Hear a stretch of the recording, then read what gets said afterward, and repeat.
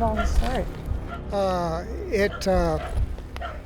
A lot of the mutilations were close to the river down there. Okay. Yeah, and in those fields down there and farther down. And How many cattle did you have on property when it began? oh, probably at that time we had about 100 cows. Okay. But we're down quite a bit now. And where was the first one found?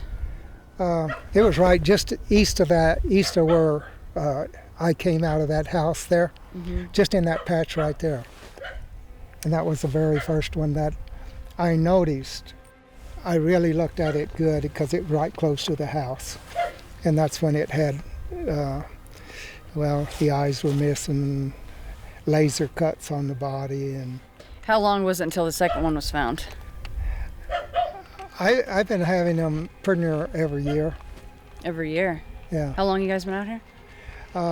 They just started in 1996. So far I've had 16 of them that I've counted, cows and calves that were mutilated. And pretty much one a year, for the most part. Yeah, pretty more or less. Yeah. And sometimes it go a little longer, but then we had another one out here in this pasture out here, and it was just out in the prairie, and there was brush around there and everything, and its ribs were broke. It didn't just fall over and die, because its ribs wouldn't have been broke. Right. And so it was had to be dropped for quite a ways. One time I had two of them, two cows at the same time. Right next to each other, essentially? Right next to each other. And what happened when I had those two, and they were down there in that arroyo down there, one of them was completely mutilated, and the other one was laying right beside it with a back broke, and it wasn't mutilated. Somehow they are able to draw them up to their UFO or whatever, and then they do what they do, and then they drop them back down. These two cows were right together, and so when they started picking them up, and then as they go up a little higher, it narrows down, and the one dropped off.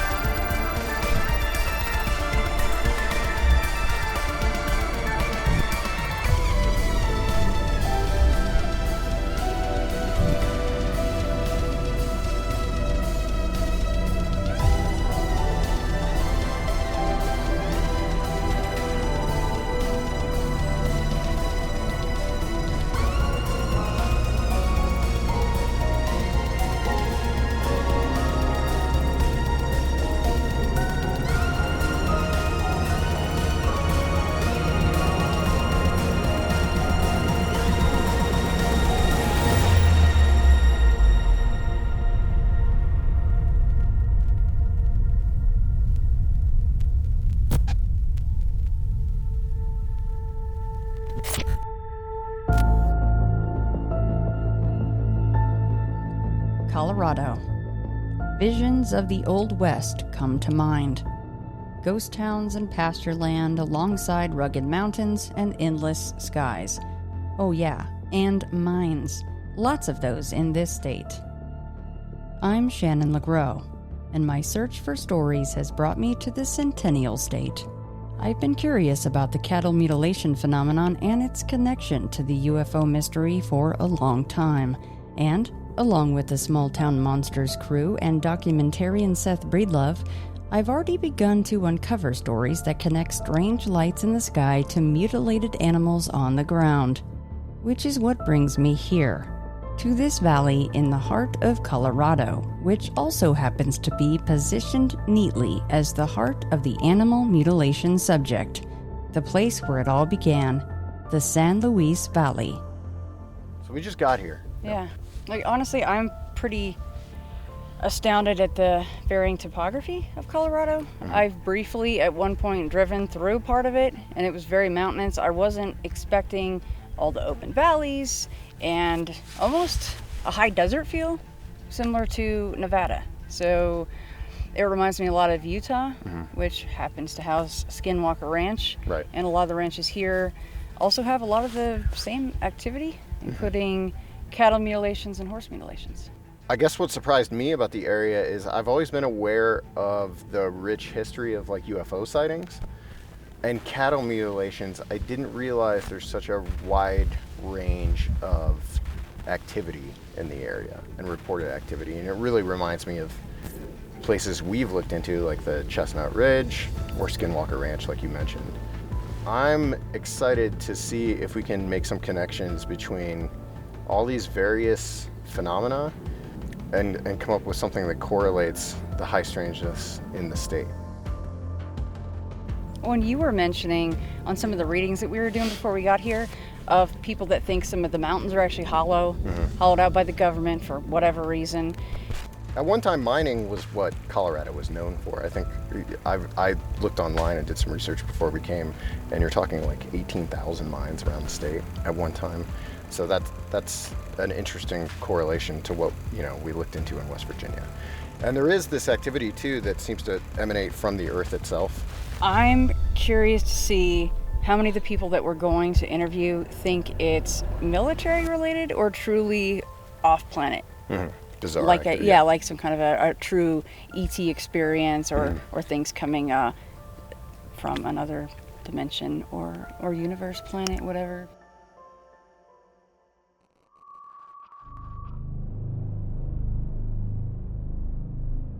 My name is Katie Grabowski.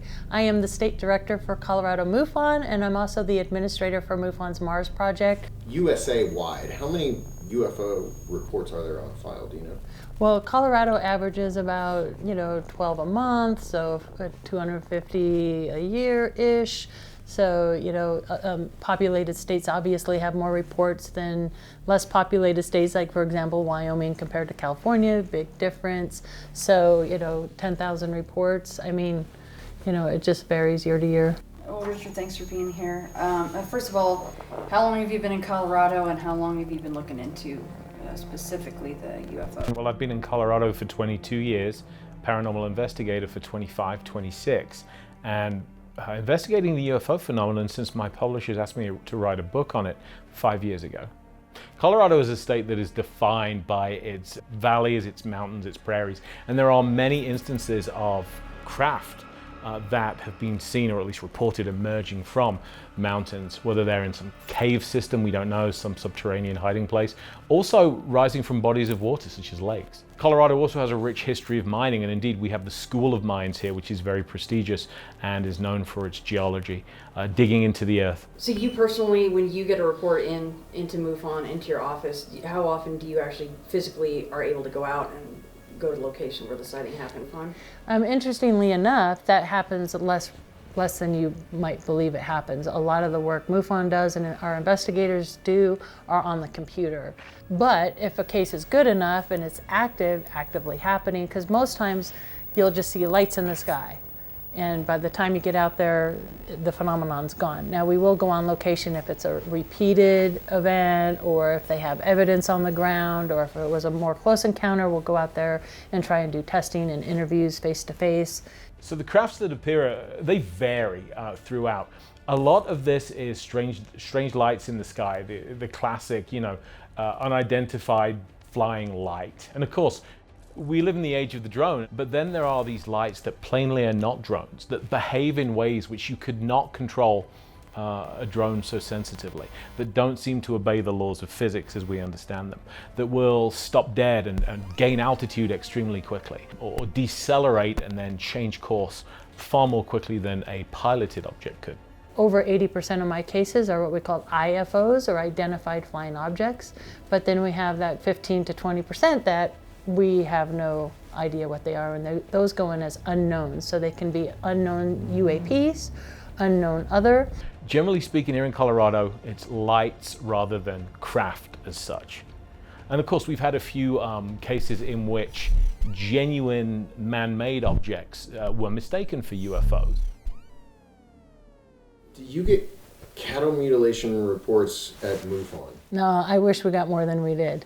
We will from time to time, but we don't get them as often. And I really believe after the interviews I've done out in these small communities and with ranchers, this is a phenomenon that has been happening now for decades.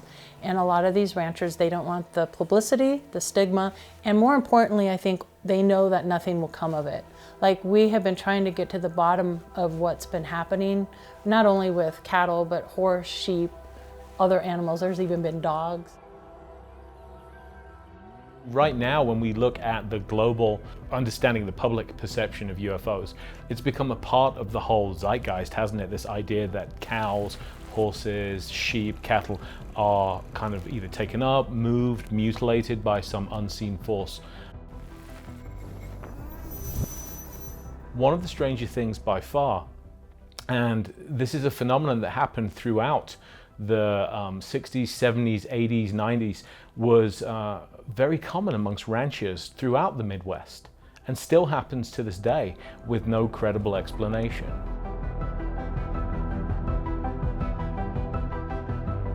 And I just want to say, I'm not the cattle mutilation expert. I mean, that's really Christopher O'Brien. That's been their wheelhouse for decades.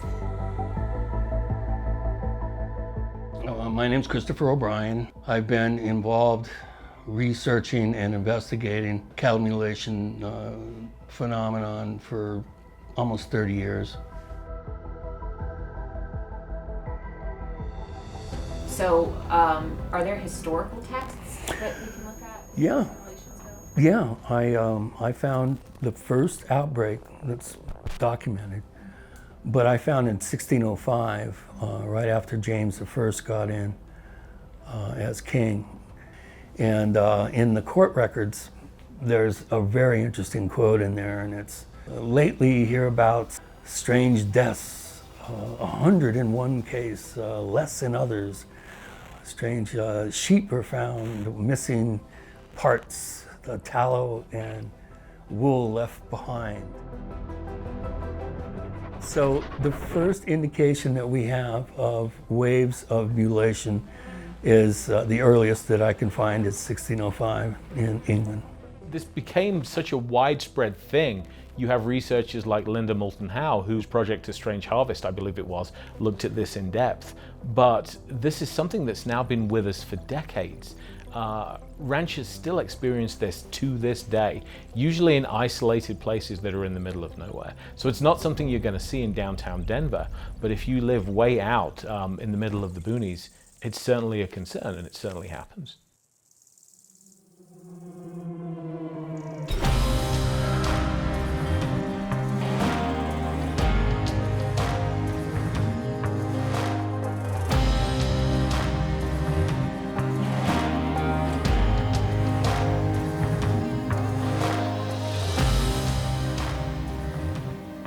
Colorado is a mysterious place, especially once you travel out of the hub that is Denver.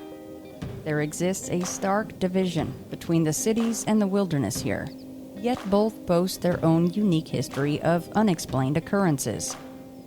The pasture lands of the eastern section of the state give way to arid desert to the south and rugged mountains to the west.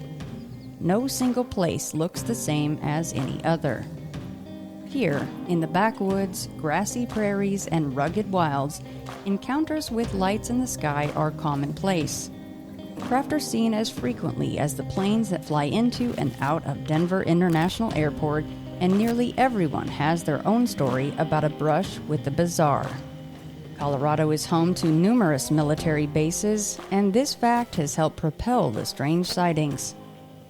To be certain, a fair number of the objects or lights seen overhead here probably have mundane explanations, but that hasn't stopped stories from spreading of military installations which possess a far darker modus operandi. Out here, everyone encounters something, even law enforcement. So I spent 8 years in the United States Army. I served in Afghanistan almost a decade ago, and then after that I went into law enforcement here in the Denver metro area. So I've worked for 2 different agencies, one up in the northern part of the metro area that was sort of along the foothills, and then I worked for another agency that was south of Denver, and that sort of bordered the prairie, the plains, east of the I-25 corridor. And so during that time, I was a field training officer. I trained new officers straight out of the academy, and I was also a trained and FBI certified crime scene investigator. Colorado is it's very saturated, as you guys have seen, with military, with government. The Fed Center out in Lakewood is actually the largest concentration of government employees west of the Mississippi. We've got Buckley Space Force Base, we've got NORAD down to the south. The nerve center of the space tracking mission is located deep inside Cheyenne Mountain in the Colorado Rockies. Computers, fed by a network of sensors including radar, telescope, camera, and radio, maintain a constant movements of the more than 4,700 objects still in orbit over the Earth. Colorado also has no shortage, of course, of military installations. Cheyenne Mountain, out of which NORAD was run for the longest time, is one of the most secure facilities in the world, designed famously to withstand a hit from a thermonuclear weapon. We also have Buckley Air Force Base, which again is very close to where we film now in the city of Aurora. Buckley Air Force Base is where Space Command operated from. The Space Command was responsible for tracking objects in orbit and the US military's eyes in the sky above the atmosphere. And if you study the UFO phenomenon globally, throughout the world, whether we're looking at the Soviet Union, China, Europe, the UK, there are countless instances of UFOs being drawn to military facilities. And generally speaking, the more top secret the facility is, the more attention they tend to attract from UFOs. So there's always weird stuff. You always hear weird things. And so I experienced a couple of those when I was in law enforcement. I had a few calls in my career, both on the north side of the metro area and then down south, more closer to the plains and the prairie. This probably happened about 3 or 4 times in my 6 years on the road, where we'd get a call from somebody saying, hey, I'm in my backyard, I see some lights moving in the sky. They're moving really weird. They look like discs. Now they look like a rectangle. They're kind of zipping around. It doesn't make sense. Can somebody come by? You sort of take those things with a grain of salt, but the fact that they kept happening 3 or 4 times, and it was always very similar descriptions. It was always, these lights are a disc, now there's 3 of them, and now they're a rectangle. That was always kind of the pattern that I'd heard. And it was weird that it happened both when I worked up north and then a few years later when I was down south. And so the incident that really caught my attention when I was down south was I was driving on the highway one night on I-25, taking somebody down to jail. And I'm coming back and it's about 3 or 4 in the morning, and so nothing's going on. And it's pitch black dark in this corridor of the highway. And again, I got another call saying, hey, this call's coming in. We're getting weird reports of lights out east of the highway. In this particular area out east, there's really nothing, but it was just really strange to get those light reports again. And I was kind of at a spot on the highway where it kind of descends down a hill, so I kind of have a view of the area. I can kind of see like what they're talking about. And I keep hearing the radio chatter from one of our sister agencies, hey, I'm in the area, we're checking it. And dispatch is giving us notes saying, hey, the RP, the reporting person, is saying that they still see it. It's right above their yard. I'm on the highway with a vantage point of this area. One of my buddies from another agency, from our county sheriffs, he's in the neighborhood, but the reporting party is giving this description that I had now heard 2, 3, 4 times in my law enforcement career, working 2 different parts of the Denver Metro Agency, 2 completely different agencies, 2 completely different dispatch areas, one along the foothills, one out closer to the prairie, and it just, the fact that they synced up like that, just kind of stuck with me. Like, that's weird. But weird things happen in the Colorado mountains, especially in the foothills of the Denver metro area. Anywhere between Denver and maybe the first half hour to an hour into the Rockies, where you have a high saturation of the population, there's just weird stuff that comes out of there all the time.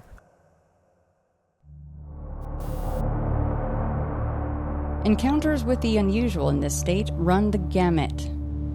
From simple observations of strange lights to full-on craft sightings. But while the abduction phenomenon might have come into its own on the East Coast with the Betty and Barney Hill incident, Colorado's history of missing time reports and abduction cases is as old as New Hampshire's.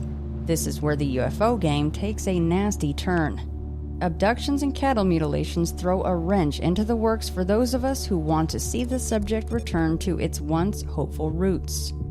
But to ignore the nastier side of the topic is to ignore the truth. The truth is, out here, abductions are a big part of what goes on. And those abductions come with lingering effects for the witnesses that can traumatize them for years after the incidents, sometimes even for the rest of their lives. The most common of those effects? The feeling you're being watched at all hours of the day and night. Probably the most interesting abduction case I researched was with a gentleman who sadly now passed away last year. He asked me to give him the pseudonym of Al. And Al was a respected paramedic, so a very knowledgeable medical provider, and he spoke very frankly to me about this. He claimed he'd been abducted many, many times since he was a boy. And what was interesting to me was that he didn't seek any kind of publicity or fame. You know, there was nothing in it for him to tell me this story. When he heard that I was researching UFOs, you know, he spoke to me and he said he would like to tell me the story in confidence and I could share it as long as I kept his identity secret. He talked about the fact that he was taken quite frequently, said that he had been engaged against his will in a breeding program with extraterrestrials and that they had done this to him throughout his entire life. And it was something that he found both exhilarating and terrifying in equal measure. Is this one of those situations where he's taken however many years or days or weeks or months later and he actually feels like he's met one of his quote-unquote hybrid children? Yes, it is exactly one of those situations. And these stories sound like the plot of a science fiction novel. I don't know what I believe, but he certainly believed it. He was 100% sincere in this, and he believed it until his dying day. A lot of our, experiencer or abductee reports that we get in, let's say somebody has, an entity in their bedroom or something. The investigator will initially make contact with the witness, do a preliminary interview, gather the data and information, and then MUFON has what they call an ERT team, or an experiencer research team, and oftentimes we'll hook those types of cases up with that team of people because they're more qualified. They're psychologists, sociologists, and all that. Those would kind of pass off to that ERT team, which was headed up by Kathleen Marden, who was Betty and Barney Hill's niece. She has since passed the torch on. That's what we do with those cases.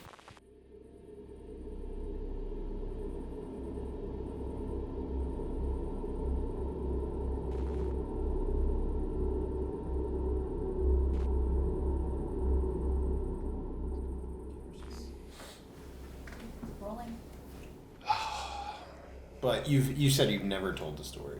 Just to my wife. Yeah. So when did this happen, Watson? Where were you when this happened? Just walk us through and start at whatever point. August 2019, sleeping in my own room because my kid was still breastfeeding, and it's kind of hard for two people and a 2.5-year-old to sleep in a bed together. I was sleeping, and I just thought I was dreaming and kept hearing, we came back for you. It was like whisper.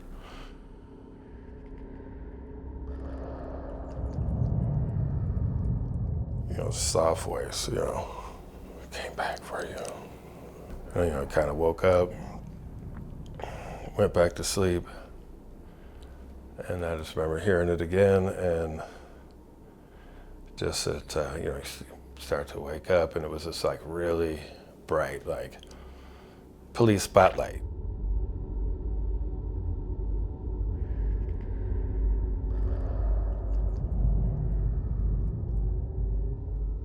And it just kept getting brighter and brighter. Try to go back to sleep and just ignore it and keep hearing it came back for you, it came back for you. And I'm just like, go see what's going on. So I go out through the bathroom. There's a little back deck, and it's just getting brighter and brighter. And I'm just like looking up, and can't see what it is. It's just light, and like maybe if I get closer, walk down the steps to like in between the two houses, and I'm just looking up, and it's just like it's not blinding, but bright enough. I just froze. Don't remember thinking anything, doing anything. It was just out Last thing I remember was just standing there, like looking up. You hear a lot in cases like this where missing time, right? Do you feel like when you walked out and you're kind of trying to find the source of light, you're looking up at it, do you know for a fact that it was mere moments before you dove into bed, or did you have looked at a clock at any point in time? I didn't, but when the sun came up, I was out there for a while. At least 45 minutes. I knew I was standing out there, but it was like I was paralyzed. And at some point, I just unfroze. Like I still can't even feel my body, and I just, ran, other door, literally dove into my bed. And it was like, maybe if I put the blanket over my head, just close my eyes, go back to sleep, it's nothing. And, I hear that, it's just getting brighter and brighter, like the white blanket I have, we're coming back for you, and the light just got super bright, and I was just closed my eyes and was just like, just go to sleep, just go to sleep. And it just started getting dimmer, and then all of a sudden it was down there, it's pitch black. It's, they got the dark sky, right there. And it was just pitch black, dead silent, and I was just laying there under my blanket. Any other strange things in the house happen after that or before that, now that you think about it? Before that, just once as a kid. Same light, just not as big. It was the same light, just not as big? Yeah. Because just bright. They were saying, they came back.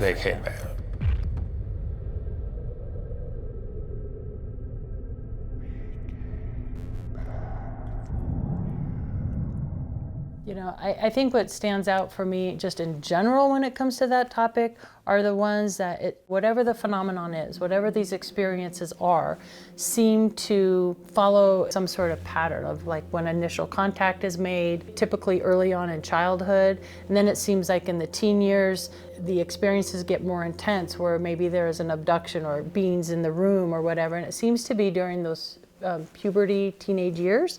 I don't know if you're just opening yourself up to more things at that time. Then things seem to really quiet down for a while, and then you'll hear back from these experiencers and abductees like midlife. So it's kind of interesting how the pattern falls on these cases. A lot of people have seen it. You see a lot of different lights, different things. I'm not saying they're aliens, but it's not normal. It happens a lot of people, you feel like, you turn around, you feel like something's there or something's watching you, you're out in the woods, in the house. And I get that occasionally, different places. Most of the time I was awake for days, it just felt like there was something there. This concept of high strangeness intruding on everyday life, those that are experiencing the abduction phenomenon more so than the contactee phenomenon will often report this feeling that they're being watched by unseen eyes, that there are people there that they cannot see, or that they are seeing people who nobody else can see. I've heard accounts of these people driving through the middle of town and are being pursued by people moving impossibly quickly, as if they are flying through the air themselves that nobody else can see. And it's very tempting to just describe this all to being a hallucination, but these cases are very, very well documented. Lights in the sky, no matter how close the encounter may be, are part and parcel for the UFO subject. But there's much more to Colorado's involvement in the UAP game, and some of it pushes the boundaries of what we understand about all of this. Some of it harkens back to some previous spots we've visited while searching for answers. Places like the Chestnut Ridge or Skinwalker Ranch. The high strangeness factor in Colorado is strong, and it's something that can't be ignored as we begin to shift our gaze away from the smoggy city limits of Denver and the surrounding suburbs, and into the prairies that sit in the shadows of the Rockies. Here, in the forested hills and valleys at the base of one of the most well-known mountain chains in the United States, sit ranches and ranch land that seem to act as a magnet for the bizarre. It's here where we got our first hint as to just how unusual the activity in this part of the country can become.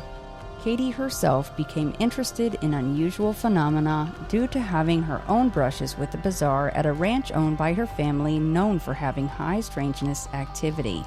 Years later, Katie, through extensive research and investigative work of her own, along with help from MUFON, would uncover documentation that verified the activity taking place at the ranch. Perhaps most shockingly, she also discovered that not only were numerous UFO researchers involved in investigations there, but that the U.S. government was called in as well. What got you interested in the subject? Years ago, I experienced some very high strangeness activity out of a ranch in Elbert County, Colorado. I didn't know at the time it was even reported or anybody knew anything about it because we were threatened and warned really never to talk about it. I've been collecting documents on that and people involved and everything, which also was mind-blowing to me that, wow, why are all these people out on the property investigating, PhDs and geologists and, wow, I thought nobody knew about it but us. So just to know this was being researched was like crazy information in the first place. What happened, my parents divorced in 1973. I think it was late 1974, early 1975. My mom meets a gentleman at work. He's getting a divorce from his wife. His wife has a new love interest, so they had 3 sons. So they bought the ranch property out in Elbert County. We would take the boys back and forth to the ranch to spend time with their mom. And I'm only 9 to 12 years old. I'm a young girl at this time. So it was like, you'd hear the adults talking about police being called and cattle being killed and, UFOs being sighted and lights in the sky and Sasquatch creatures and banging on the house and paranormal activity, all of these crazy things. It was a really scary, eerie time. They had rewards out trying to figure out who's mutilating these cattle. People had loaded shotguns by their door. You didn't go up to anybody's door at night without letting them know you're coming because they were actively looking for who was doing this. One of the experiences was, it was a Colorado day, and anybody who lives in Colorado knows in the springtime you still get snow. The snow gets really wet and heavy, but the sun's still shining and it's nice. So my sister and I were out there on the ranch just tossing the Frisbee back and forth. And we looked down and we noticed that we're standing in this dry dirt where nothing grew. And we're like, well, that's really weird because over here it's like wet, heavy snow, but here's dry. It wasn't even wet dirt, it was dry. And then to get the briefing document all the years later and to see that they are talking about that in these reports at the time, and they actually measured the circle, it was 35 feet in diameter around. What was the absolute, if you could just pin down one thing, it's probably a little difficult. Whether it was something that you feel maybe followed you from the ranch to your home, or something that happened on the ranch, what was the absolute strangest? The absolute strangest night for me, we were out there with the boys. I believe it must have been the boys' mother's birthday or something. So all the adults are in this little room, not about the size of this room, playing games. We were in the boys' room, just the 3 boys, my sister and I, just being teenagers and kids, and I was the youngest of them. And all of a sudden, the humming noise starts up. And sometimes that humming sound would get so loud you couldn't even hear yourselves talk over it. And like, okay, and everybody's like, what the heck? Then all of a sudden, power goes out in the house. Big, the brightest light I've ever seen in my life, like brighter than the sun through the window. That's when that disembodied voice, because all the power's out of the house, comes through. And the only reason I know what it said, I have memories of it being terrifying, but I didn't know, I knew it was a warning to not talk about it because we were threatened not to talk about it. And it basically, in a nutshell, said, we have allowed you to remain. We have interfered with your lives very little. Your friends will be warned not to talk about us. It felt ominous. It felt evil. It felt bad. But that night, after that, when we got home, I don't remember, like in my mind, I don't remember like how we left, but I know when we got home, I got into the front door, just inside the door in the living room, and I was on the floor. And I went paralyzed that night. And my mom and my sister are going, Katie, what's wrong with you? What's wrong with you? What did you eat? What did you eat? Why? And I couldn't talk. I just remember like that lasting, I don't know, 5 or 10 minutes. But yeah, that was the most terrifying night. That was, yeah. White light? What did the light actually look like? It looked like the brightest white light, like those lights times 100. We Yeah. get chills very often when we do these things. Yeah. But we last night talked to a guy named Mark, and he has the almost literal exact same description. And Really? after Voice too. yeah, and the voices, the whole Really? the light, Yeah. and there was a voice. Oh, that gives me chills. Yeah. And he was paralyzed. And there's And he was Yes. paralyzed? He lost touch. Yeah. Oh, I need to talk to him. Yes, you do.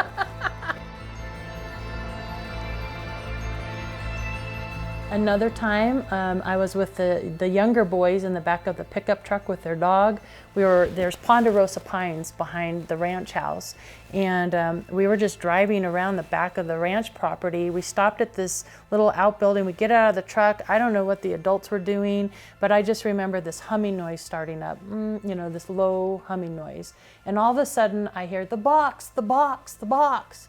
And I'm, what? And you look into the trees, and there was this box, and it was lit, and they were like, get in the truck, and then boom, that box was gone. Disappeared. And so I'm like, I'm not gonna talk about this because that kind of sounds like, what? But then later to find out in the report, the undersheriff, Bill Wall, witnessed this disappearing box. Not only did he say he saw the box disappear, but he said the tree next to it seemed like they went into the ground. This strange box was just seen at Skinwalker Ranch that disappeared. They have that.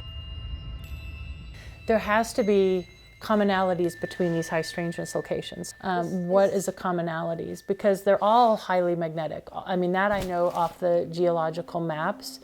They ping the charts as being highly magnetic locations.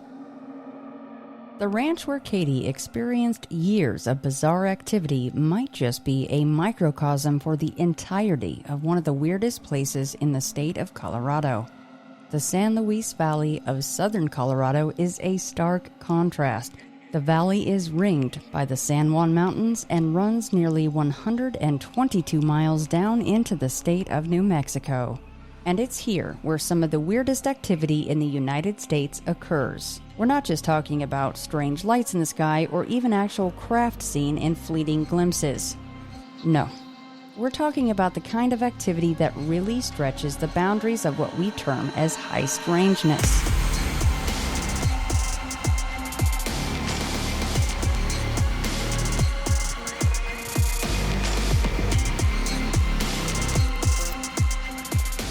It's here where the cattle mutilation phenomenon was born.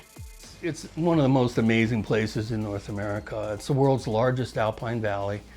It's about 10,000 square miles. It's about 140 miles long. The San Luis Valley portion is the part in Colorado, but the tip of the valley is in New Mexico and goes down to Taos. It's a spooky place.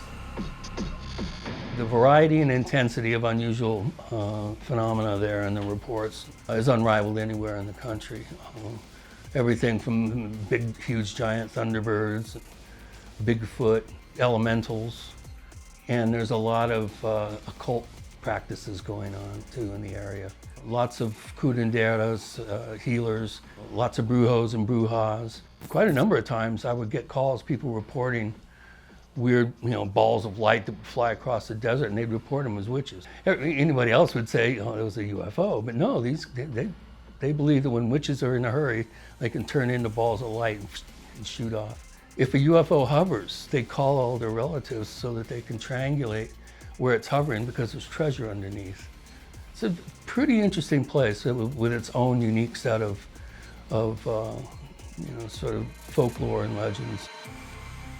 The San Luis Valley down south, where you get a host of UFO activity. We have the original horse mutilation story, livestock mutilation, in the form of Snippy, or Lady. Well, you have the UFO Watchtower, of course, which is pretty unique.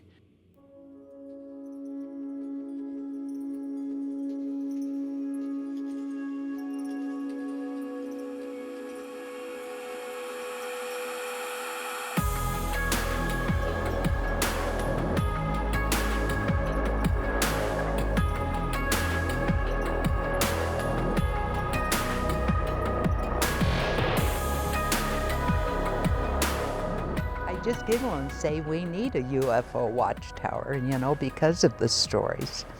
And had you already had sightings at that point? No.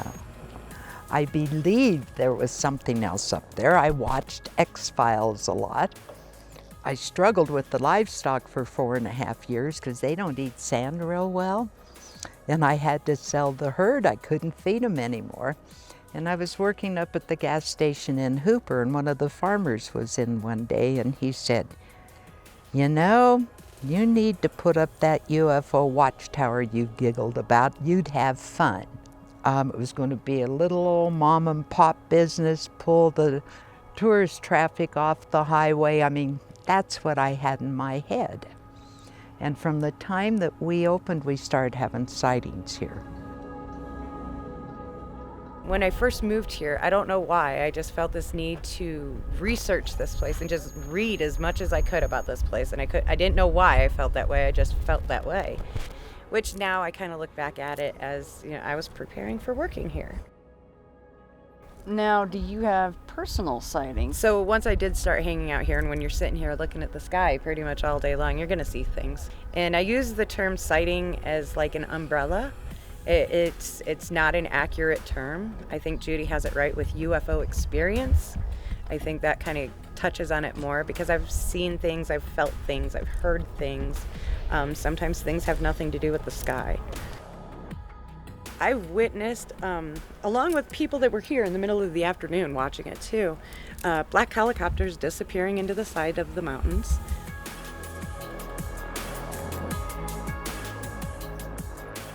I feel like there's absolutely tunnels through here. What do you think's down there? A lot of military, I would bet. A lot of military, and probably a lot of stuff they don't want us to know, because otherwise they wouldn't put it in the ground.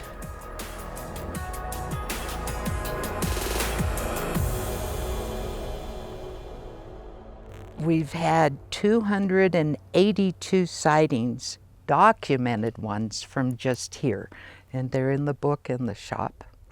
They have had documented sightings in this valley since the 1500s. They have estimated 10 to 15,000 mutilations in this valley in northern New Mexico since the 60s. What do you think it is about this area that makes it attractive for whatever's coming in? The Native Americans considered the valley floor sacred. They wouldn't fight on the valley floor, they'd have their peace talks on the valley floor. Others say it's the vastness, it's so large and not highly populated. Some say that there's an extraterrestrial base in Mount Blanca over here. Could be lots of activity over there.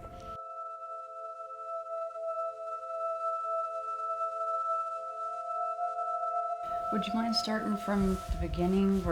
Sure. And also, how long have you lived out here? We've lived out here for about 4 years. We moved out here in the spring. This mountain range is part of the Sangre de Cristos. That particular morning I was just sitting out on our deck, and as you can see I love to draw and paint, and I had taken my things outside and I was sitting on the deck. Beautiful morning. And when you live out here you notice movement around you, and I saw something up above me and I thought, what in the world is that? And this thing made no sound whatsoever. And it just rose up slowly, and it was perfectly clear. I mean, there was no metal on it at all. It just appeared to be perfectly elliptical shaped, and then it started to move over the tops of the mountains. Then it started to take off over the valley. And then when it got to the edge of the house, you know, where the roof line obscured my view, then I couldn't see it anymore, so I just assumed that it headed out in that direction over the valley, and I couldn't see it anymore. Did it frighten you? No, not at all. I sort of expected it to just, you know, zip off or zoom off or make a sound, or I wondered what it was going to do. Do you think it's ours, or do you think it's something else? I can't imagine, really. I've thought a lot about it, and I, you know, I'm standing there at my kitchen sink because that view, is right there. Yeah. So I look up there a lot, to see maybe if it's come back or if I'll see something else, and maybe I'll have another chance to see it and, try to analyze it again. But I just can't even imagine.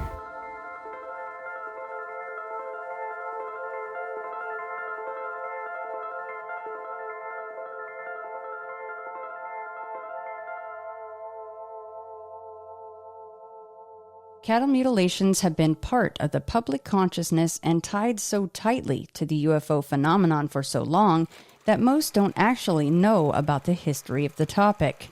During the 1970s and 80s, authors like Linda Moulton Howe and journalists like George Knapp popularized the subject through their books and various television and radio appearances, but even before then, ranchers were discovering mutilated animals on their farms and ranches across the United States. Fittingly, the first known cattle mutilation case originates right here in the San Luis Valley, and it wasn't a bovine at all. It was a horse named Lady. The first place that happened was in southern Colorado, and it was a horse named Lady, who came to be known as Snippy, was missing for about a day and was found in a very unusual situation. There were a series of round indentations in the ground near the horse's body. There was a very strange viscous substance on one of the bushes near the remains. And perhaps most interesting of all, the state of this poor animal. Much of the tissue from her skull and neck had been excised, was gone. When I was 10 years old, I was with my mom shopping at a Safeway, and we I saw the Inquirer, and it had this "Flying Saucers Killed My Horse," and it was a headline, and there was a picture of this horse that had all the flesh and tissue and muscle and hide, and everything just vacuum cleanered, withers from the neck to the tip of its nose. The first documented livestock mutilation was Snippy the horse, and I have her here, and I will take you over and let you see her. And it's quite the story. It still hasn't been solved. The ground where she was radioactive. There was some slimy stuff on the bush. Their hands would burn. Somebody else said that his hand itched so bad he had to go wash his hands to get whatever it was off. It happened on the King Ranch over here, and they attribute it to alien UFOs. I had one of the relatives from the King family call me 2 weeks ago, and she said, "I heard that you've got Snippy." And I said, "Yes, I have Snippy." And she said, "Well, you realize, Judy, it was UFO related. It was a UFO that did that." So Judy, can you describe when they first found Snippy, since we're standing here with her? Yeah, all the hide, meat, everything. The only thing that was exposed was the bones. It was all bare from here to the tip of her nose. I had a young man in, and when he was a teenager, he was there when they took the hide off this area. And he said, taking the hide off, he said nothing was there. All of the internal organs were gone. And they cut into the skull up there to get the brain, and no brain, So from what I understand, the area where she was radioactive. What about Snippy herself? Was she also very radioactive? Yeah, all around where she was. And then they said that there were about 100 yards or 100 feet from where they found her, there were holes in the ground. They think that that's where a spaceship had landed. But they said that the bones looked like they had been laying out in the elements for 20 years. They were just that white. Do you know what the time frame was from when they last saw Snippy alive and breathing to when they found her laying? Yeah, it was 2 days. Well, she didn't come in for her feed or her water, and that's when they decided they better go look. The other horses came in, but she didn't. At that time, how much property did they have? Gosh, the King Ranch, they were big. What else was going on around the area in 1960? Anything weird in the area? They saw strange lights. That's what the family reported. They saw strange lights. And the lady who owned her name was Nellie Lewis. And she swears to God that she saw spaceships over there. And after this happened, then she passed away. I think she committed suicide, but anyway, it was sad, you know? It was just sad.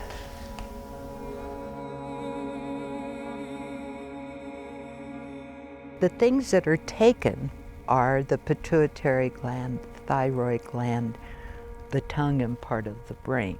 Sometimes the innards, the organs inside, are taken, like the uterus and the ovaries. It's strange, just strange.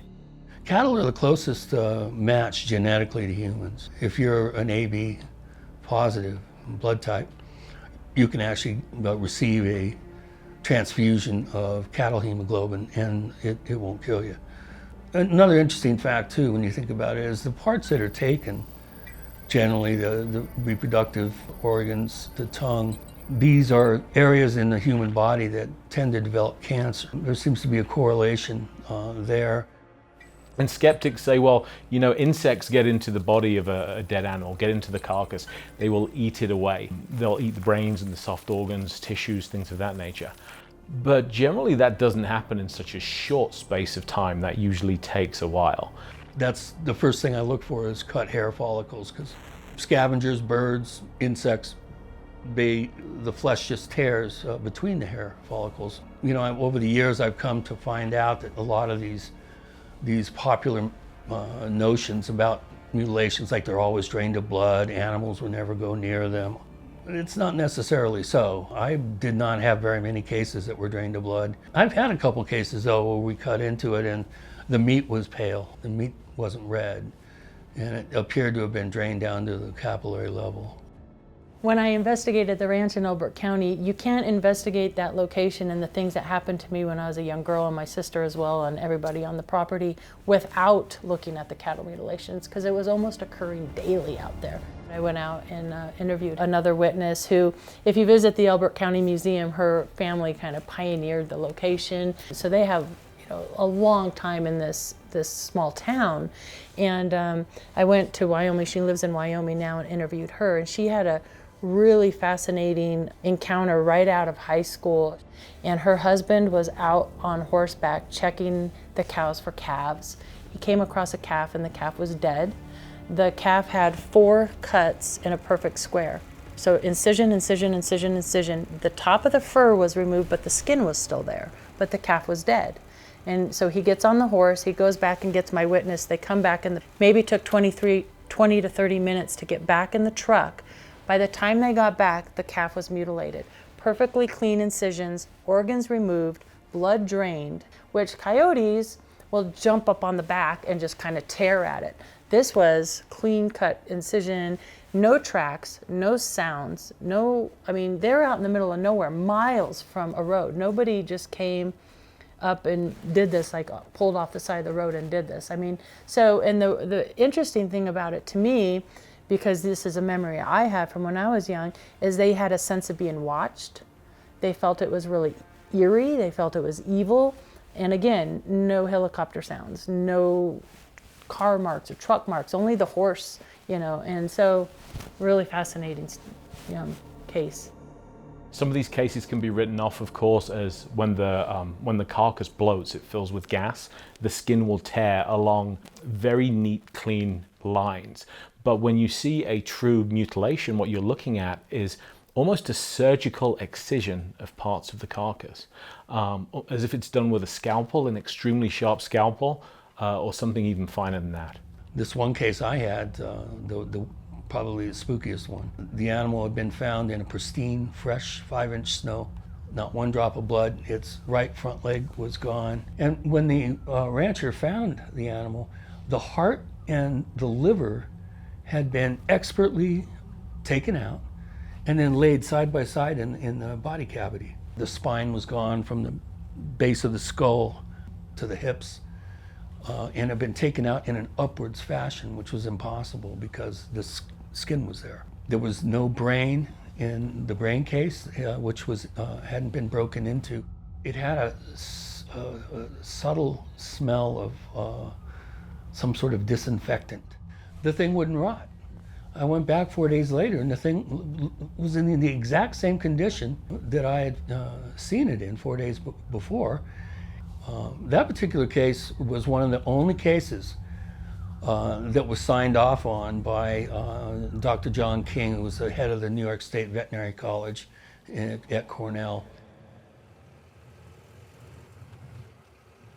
Tom Miller's ranch is the knot at the end of many strings that form Colorado's rich ufological history.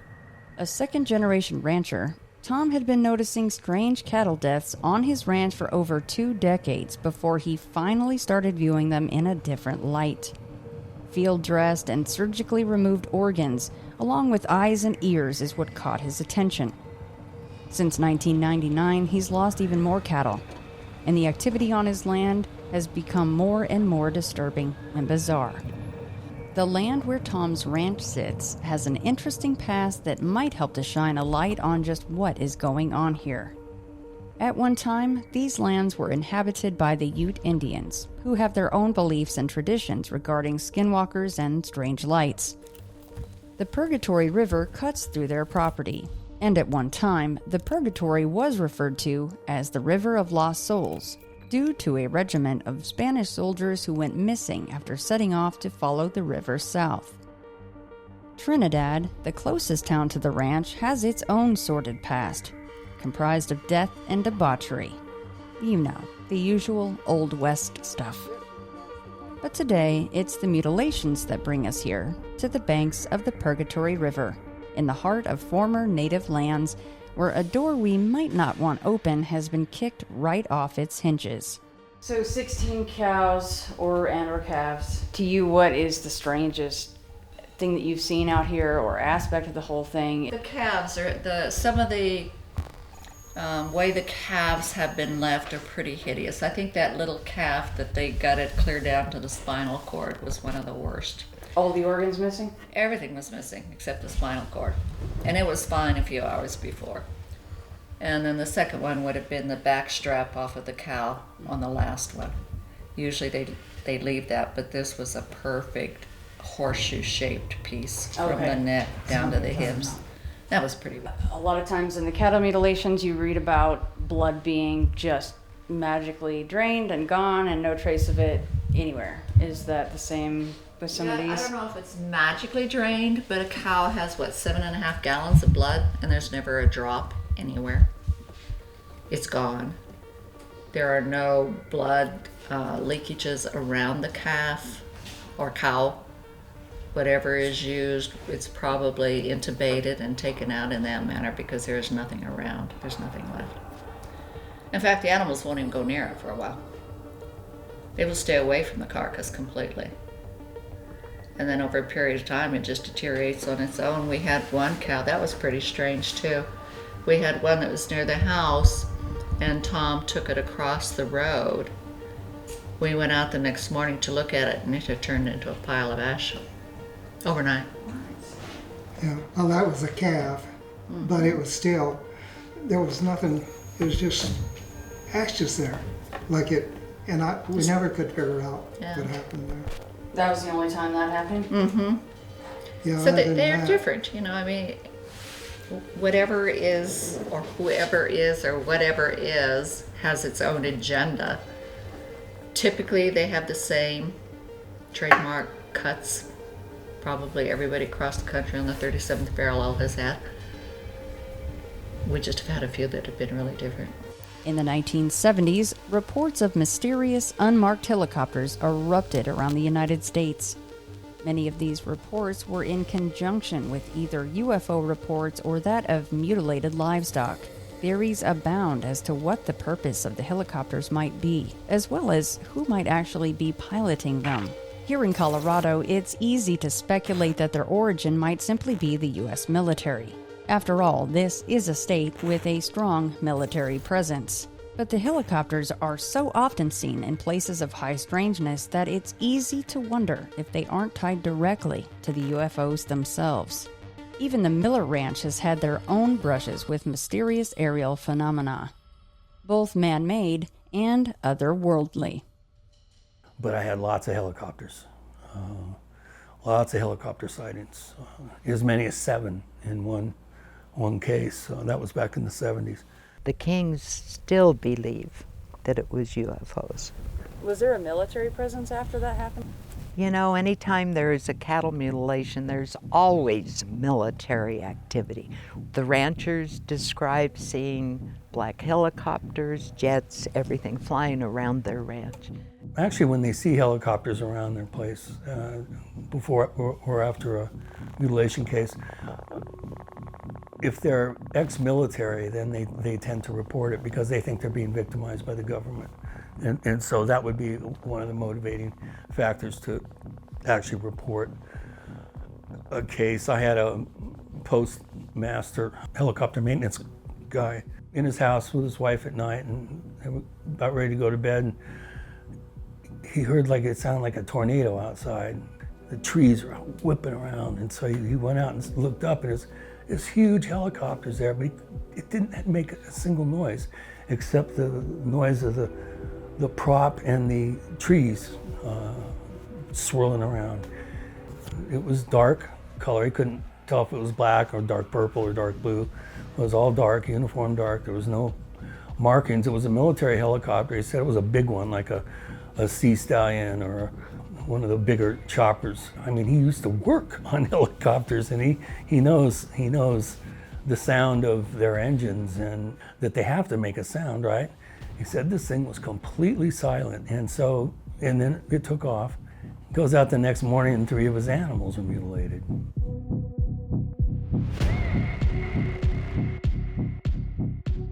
There's quite a number of cases with weird lights are seen, usually orange.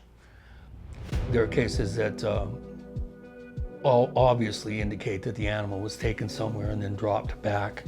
Animals have been found 5 fence lines away from where they're supposed to be.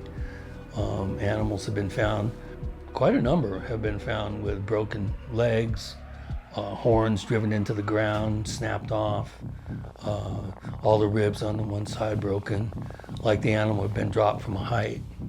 And you never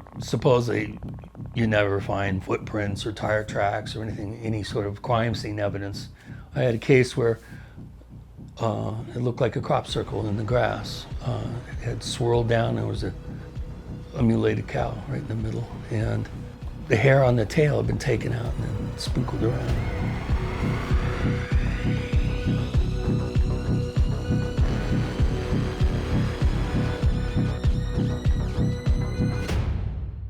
You seen any of the craft that may be due to this? Never seen the craft. We have seen lights. We have seen the lights, but again, we don't know where they originate from. They have come out of the river. They have flown over. They've been at the windows. They've been at the windows. That was Tom's experience. He had red orbs looking in the windows. Yeah, actually, I was sleeping and turned over, and there were 2, they were about like that, just real bright red orbs. And as soon as I turned over, they were gone. But all the while, and right after that, I thought, well, it's, I'm dreaming, of course, And, but the bed started vibrating, just shaking like everything. And at the same time, you know how you have goosebumps on your arm? Then those goosebumps just went across my body, real slow like that, and all the while the bed was just shaking like that. And so then they stopped. As soon as the feeling got all the way across, it stopped. Next morning he couldn't get up and walk. He couldn't walk? Couldn't walk, had to take him to the doctors. What did they say? They didn't have an explanation. He told them what had happened, and they're like, mm-hmm. That's what most everybody says is, mm-hmm. I saw about where the orbs will follow vehicles in or out. We have lights that have followed us. We have had other people that have been on their way out to the ranch to do things. In fact, our insurance agent was called. He called from about 10-minute drive up the road, and he said, I'll be there in 10 minutes. And I said, okay. An hour and a half passed, and he never showed up. And I thought, oh, God, a car wreck, something. He finally got here, and he was all shaky. And he said when he crossed over that bridge, lights lifted out, and he ended up almost to La Junta, 65 miles away. We have hunters down here. They hunt deer and stuff. And they have tree stands down there. And so, you know, these hunters go out there in the middle of the night and sit up in the trees and wait. And one of them came the next morning and he showed me a picture on his cell phone. And it looked like a little marble. But he said that thing was just out there, you know, in the sky. And then he said it was there and it was there, it was there, just moved just that fast. And he said, I couldn't tell how far out it was. You know, in the cell phone it looked like a little marble, but it could have been a mile away, it could have been 10 miles away, right. You don't know. And, but he couldn't figure that out, but he watched it for quite a while. You ever see anything, the cliche black helicopters or anything like that? Yeah, we have those around here. And we don't think military's at all involved because we've got a huge Fort Carson base right here, and they run hundreds of head of cattle. They're not going to come and take a few of our little cows and create a stir in the community. As far as the ranch goes, we know there were these menacing helicopters. We know that they were out there investigating and maybe doing some of the mutilations out there. There's no question about that. So my question was always, were they out there causing the phenomenon, trying to scare the family off the property, or were they out there investigating the unknown phenomenon that they were aware of that was happening? And I'm finally, after all these years, coming to the conclusion that it was both.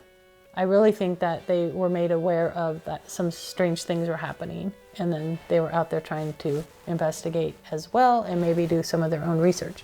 There's a lot of debate about what the source of this phenomenon is. And since its inception, people have just jumped to, hey, the UFO phenomenon equals aliens. So the extraterrestrial hypothesis is interesting because when you look at the history of this phenomenon, the first sightings, the first landings and contacts allegedly between humans and extraterrestrials, they said that the UFOs were coming from Venus, that they were coming from Mars. Well, we sent probes to Mars and Venus, and rather inconveniently, we found there was nobody or nothing there, and the conditions were nothing like the contactees were telling us. And so the story began to change. And lo and behold, at the moment, they come from Alpha Centauri and some of the other nearest stars. And I would bet my bottom dollar that when we get there, probably that's not going to turn out to be true either. This is a phenomenon that evolves. But I do think that we as a species have a tendency to want to put our own comfortable labels on what this phenomenon is. Rather than traveling these vast interstellar distances, these craft or travelers, call them what you will, may be coming in from another plane of reality, from another dimension. We can say for sure that something is invading our airspace. We don't know what it is. We're not able to stop it, and it seems to defy our current understanding of physics. The word consciousness comes in play a lot with some of this stuff. What are your opinions on that? Probably right. I think that they are in a different dimension than we are. And that's why you can see them 1 minute and then they're gone. But I think they can pop in and out at will, is what I think. Yeah, I worked with cattle. It is not easy to kill a 2,000-pound bull. It can't be college kids pulling a prank. To get that thing and to cut it up with such precision and not spill any blood, be able to leave a pristine crime scene. These are really slick operators that are doing this. But I think there's multiple groups of humans for various reasons are perpetrating these cases, and they're piggybacking on other cases. It's almost like there's an action-reaction.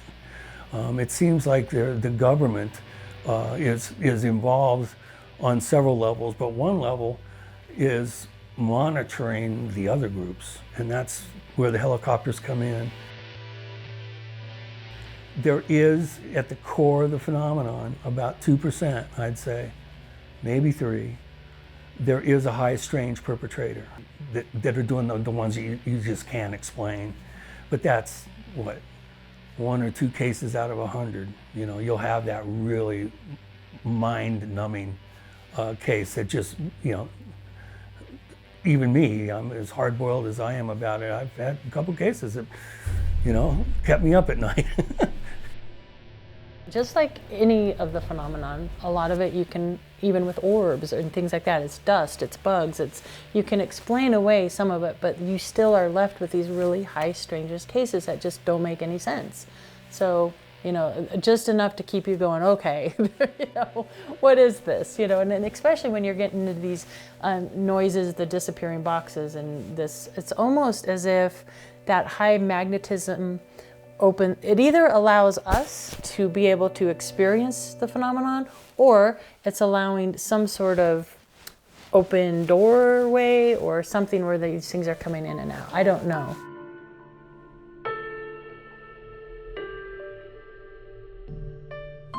When I first found it, it was real smooth, just all the way Did it around, start up clear here? up to there, yeah. And it looked, well, kind of like those other cuts, and it was just... When we started on this journey, Colorado seemed to be something far different to me. A beautiful, rugged, wild land that in some places still offered a glimpse into our not-so-distant past. The reality is, though, I found a place where UFO sightings are abundant and seemingly take on a more sinister undercurrent due to the cattle mutilation phenomena. It's a place where encounters are had with strange lights, craft, bizarre boxes, voices from beyond, and probably countless things we've yet to even hear about. Sometimes, this array of paranormal entities intersect in strange ways that begin to push the boundaries of thinking of the UFOs as simply visitors from outer space. But if not that, then what are they? And why are they present in the places they're found? I mean, what, you have any theories on why they're coming and doing this to your cattle?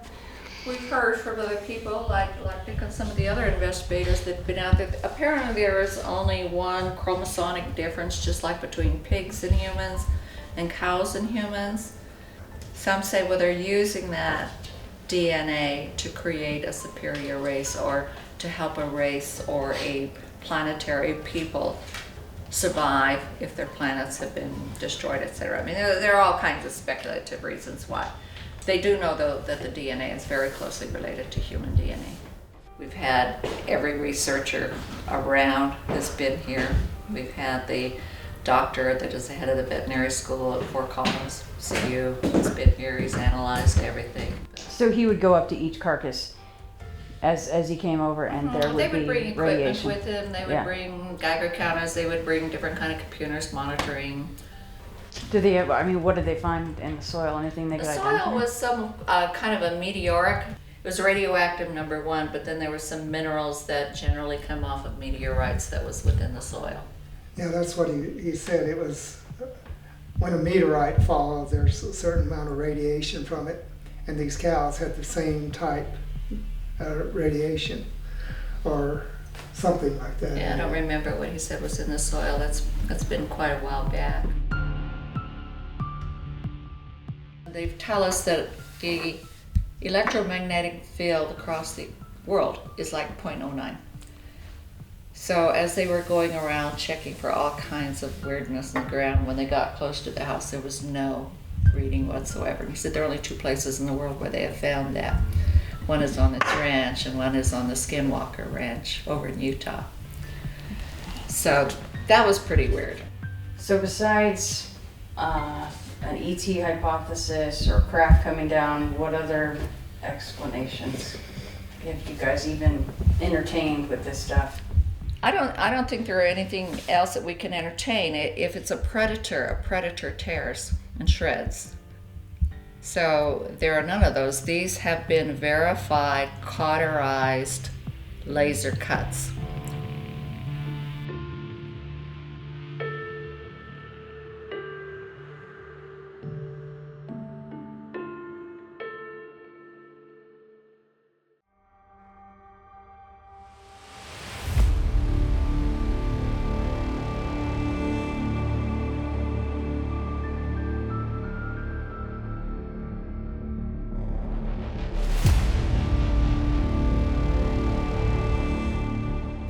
Whenever we do one of these shoots, I think we want to come back with some sort of answers. And this is a very complex question that has been asked by numerous investigators and researchers, probably far beyond our skill set. And most of them come back with nothing. What I am curious about is, while we've been on this location, while we've been filming, you've been looking into some of the correlations between all these various high strangeness locations. So this isn't just about UFOs and cattle mutilations, it's also about the locations where those things are taking place. Did you come up with anything that connects the dots? The interesting thing is that not only do we have the whole, you've heard of the 37th parallel where things are supposed to be kind of weird. Mm-hmm. We have that. So between 37 and 40th parallels, you have Trinidad, Colorado, you have Elbert County, Colorado, and then Skinwalker Ranch, which is at the 40th parallel. So there's that.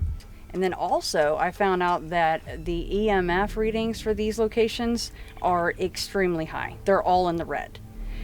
Something very interesting that we just found out, though, and I'm happy that we're finding this out before we leave, is that at Tom and Sally's ranch, the EMF readings, while high on the map, right around the house are reading 0.